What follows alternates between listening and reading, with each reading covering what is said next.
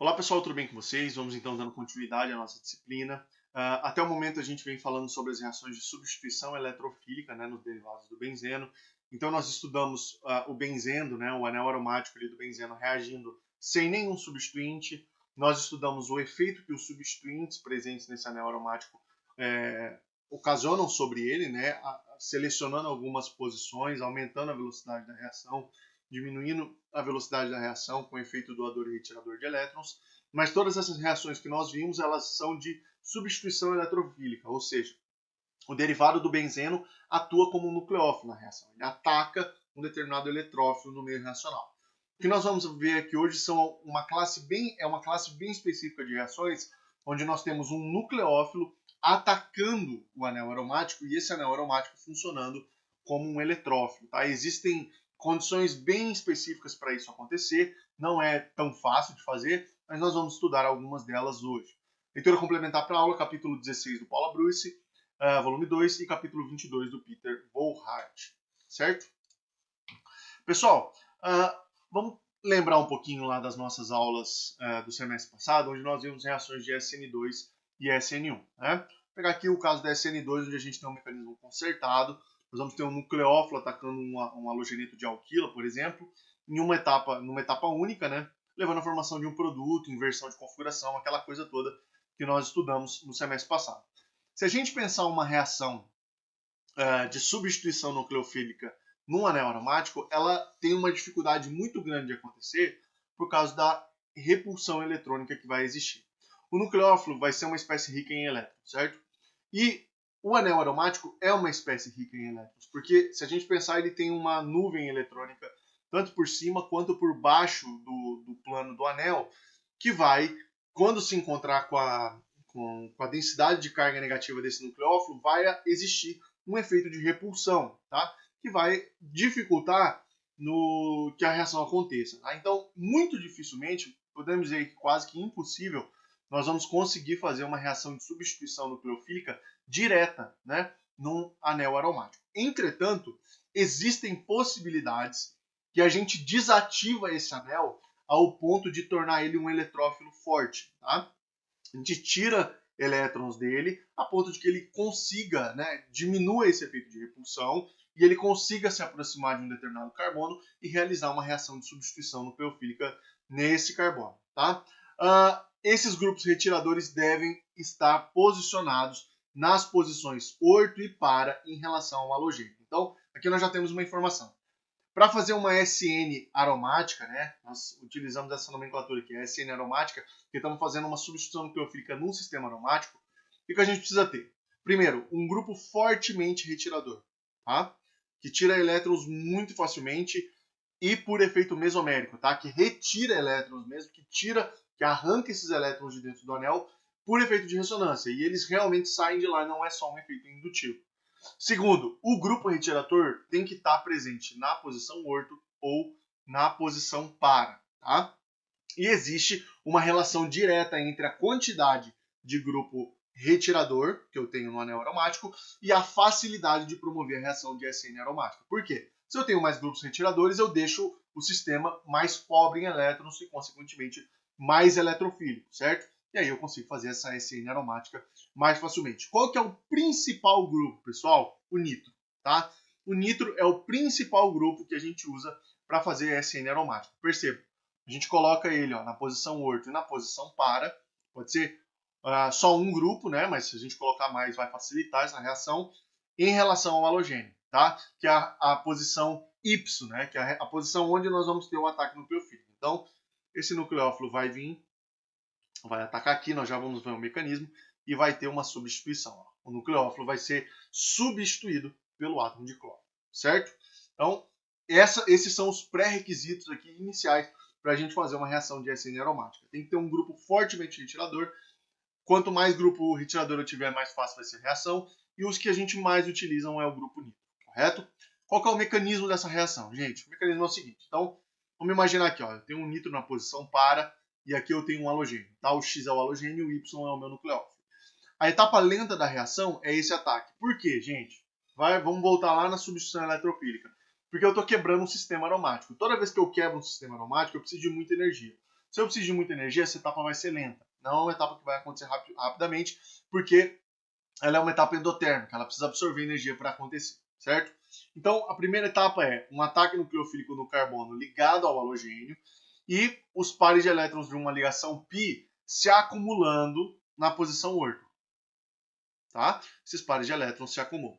Rapidamente, esses pares de elétrons vão ser deslocados para o grupo nitro, né? Porque lá no grupo nitro, ó, eu tenho oxigênios, oxigênio e nitrogênio. O nitrogênio já é mais eletronegativo que o carbono. E o oxigênio é mais eletronegativo que o nitrogênio e o carbono. Então, a tendência é que esses elétrons sejam deslocados, né, por efeito mesomérico, lá para os oxigênios. E é isso que acontece. Ó. Ele vem para cá, um par de elétrons vem para cá, essa ligação π se rompe, joga um par de elétrons para esse carbono e esse par de elétrons vem parar aqui no oxigênio. Aí a gente fica com duas cargas negativas no oxigênio, tá? E vai formar esse intermediário aqui, ó. Esse intermediário aqui que é bastante importante para nós. Bom, como que vai acontecer a etapa de eliminação? Por quê? Esse mecanismo ele funciona por adição-eliminação. Eu tenho uma etapa de adição do nucleófilo, eu vou ter essa dança, né? Essa dança de elétrons. Os elétrons vão parar lá nos oxigênios do grupo nitro, mas esses elétrons precisam voltar para eliminar o átomo de halogênio. Tá? Não é uma SN, uma substituição nucleofílica direta, como a gente tem lá nas SN2. Tá? É uma substituição que vai seguir um mecanismo de adição e eliminação. Chegou os elétrons lá no oxigênio, um desses pares de elétrons vai voltar até que o átomo de halogênio seja substituído. Então ele volta, ó, vai voltando, ele volta para o nitrogênio, é uma ligação π do nitrogênio com o carbono se rompe, vem esses elétrons na direção desse carbono aqui, essa ligação π se rompe e vem os elétrons na direção desse carbono aqui. Quando os elétrons chegam nesse carbono aqui, a gente vai pular essa etapa, né, porque aqui ele fragmentou bem, nós vamos ter uma reação de eliminação, né? E essa ligação aqui vai se romper, ó. Essa ligação vai se romper, mais ou menos o que a gente está vendo aqui, ó. Os elétrons vêm, essa ligação se rompe e a gente reestabelece, ó, o sistema π. Isso aqui é rápido, tá? Por que é rápido? Porque eu estou formando um sistema aromático, eu estou reestabelecendo a aromaticidade. Por que a primeira etapa é bastante lenta? Porque eu estou quebrando a aromaticidade. E nós já estudamos que a aromaticidade é a estabilidade. Quando eu tenho um sistema aromático, eu estabilizo esse sistema, tá? Então, o princípio da reação é essa. Um ataque, etapa lenta, uma adição. Eu vou quebrar a aromaticidade e vou deslocar os elétrons lá para o oxigênio do grupo nitro. Tá? Esses elétrons que foram para no oxigênio vão voltar. Quando eles voltarem, eles vão voltar de modo a reestabelecer a aromaticidade e eliminar o halogeneto da molécula. Tá? E aí a gente vai ter lá o produto de substituição. O nucleófilo entrou e substituiu o halogênio, tá? Isso pode acontecer tanto em posição orto, certo?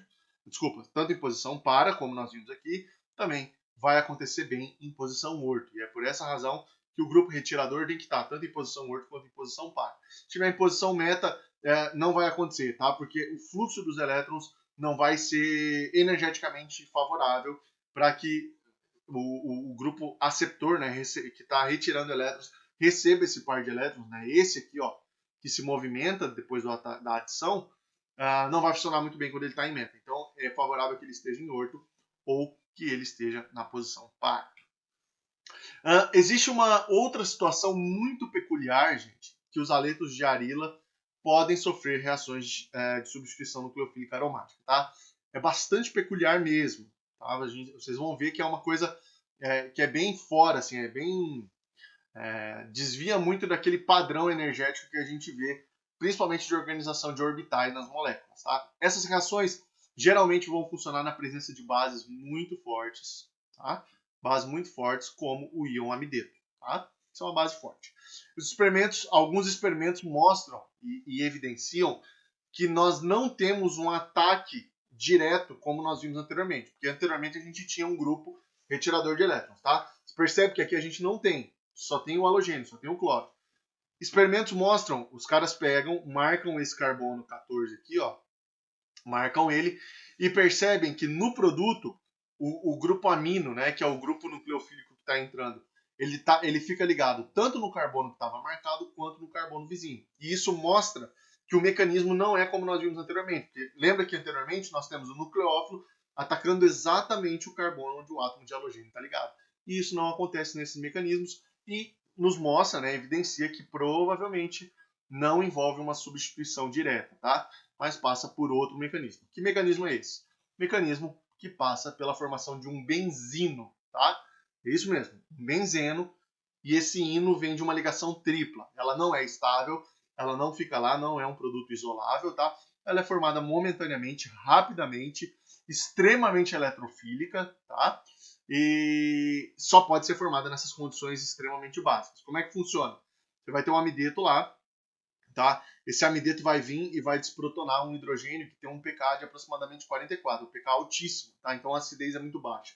Vai desprotonar e esse hidrogênio está ligado a um carbono na posição alfa ao halogênio, tá? A ligação carbono-halogênio. Então desprotona, forma um ânion fenila, tá? Que é um grupo fenila ali com um ânion, e aí a gente vai ter tipo uma reação de eliminação, tá? Os pares de elétrons desse ânion, que formam esse ânion, né? Que estão nesse orbital sp2, se movem em direção ao carbono que está ligado ao halogênio e a ligação carbono-halogênio se rompe, tá? Vai liberar um halogeneto. E momentaneamente, pessoal, rapidamente, aqui ó, tá até escrito aqui, intermediário reativo não isolado, não tem como a gente isolar, tá?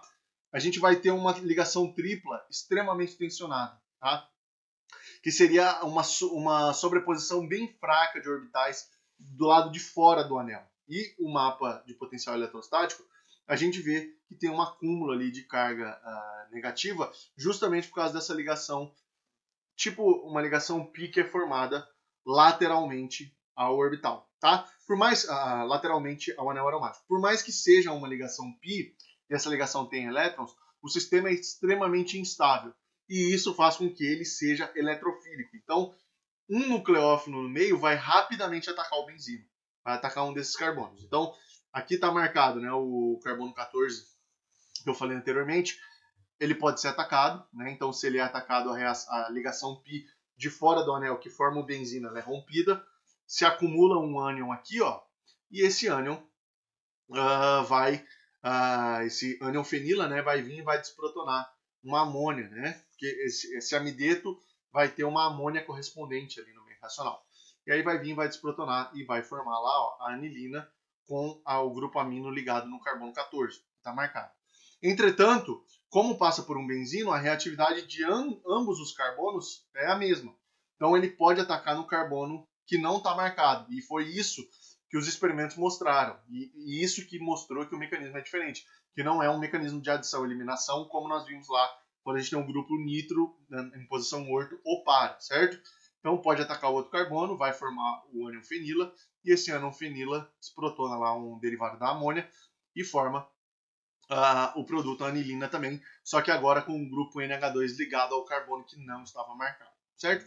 E esse é o mecanismo de reação com o benzino, certo? Condições extremamente específicas, condições até difíceis de trabalhar, porque são muito básicas, tá? Trabalhar com íon amideto não é uma coisa fácil, porque ele é muito básico, ele pode desprotonar quase qualquer coisa, então tem que ser condições bem específicas de reação, tá? Mas só para vocês saberem que é possível. Uma última possibilidade que nós temos, pessoal, onde a gente pode ter uma reação de substituição nucleofílica aromática, é com o tratamento de benziloaminas, né, de anilinas, em uma condição especial, onde elas podem sofrer reações de SN aromático. Como que acontece isso? É a transformação, é pegar o grupo amino, NH2, e fazer uma reação de diazotação, tá? E aí vai formar para nós sais de areno de ozônio, que são esses sais onde nós temos uma ligação nitrogênio-nitrogênio, e vai formar aqui um grupo, ó, um átomo de nitrogênio deficiente em elétrons. Como que faz esse sais de diazônio? É uma reação bastante simples que a gente usa muito em síntese orgânica, que é submeter eles, tratar eles com nitrito de sódio, né, em condição ácida, a 0 graus, né, só com um banho de gelo ali, nós formamos o sal de areno de ozônio. Sal de areno de ozônio, dependendo do substituinte que a gente tem aqui, eles até são estáveis, podem ser isolados, analisados em algumas técnicas como a RMN, por exemplo, e são excelentes grupos para ser utilizado como eletrófilo em reação. Em que condições? Pega ele, faz um aquecimento bem de leve, né, um aquecimento não muito forte, ou coloca na presença de espécies de cobre, tá? E aí o que vai acontecer? Essa ligação carbono-nitrogênio vai romper para estabilizar o nitrogênio que está carregado positivamente. Então ela se rompe e leva junto com ela os dois elétrons da ligação. leva junto com o nitrogênio. Isso vai liberar no meio reacional N2, nitrogênio molecular, tá? Libera nitrogênio molecular para a atmosfera e forma um cátion arila, né? Forma um cátion arila que é muito eletrofílico, que é instável, tá? Forma esse cátion arila e aí você coloca lá um nucleófilo no meio, aqui no caso o íon hidroxila, né, do hidróxido de potássio, e ele vai fazer a reação nesse cátion arila e vai formar a nova ligação que você quer com o grupo ali, com o nucleófilo que você quer. Então aqui já é um método um pouco mais... Isso aqui não é difícil de fazer, tá, gente? É uma coisa mais tranquila, assim, mais acessível de fazer e muito interessante também. Muito mais fácil do que fazer o benzino, né? O benzino lá a gente precisaria de uma condição extremamente básica, né? Com haleto e tudo mais. E o íon hidroxila, né? Se a gente quisesse fazer o benzino com íon hidroxila, ele não é básico o suficiente para poder retirar aquele próton. Então, para fazer um fenol, é muito mais fácil começar aqui a reação com uma anilina e fazer um sal de diazônio dessa forma que a gente viu aqui. Correto? Muito obrigado pela atenção de vocês. Nos vemos no nosso próximo encontro. Um forte abraço a todos.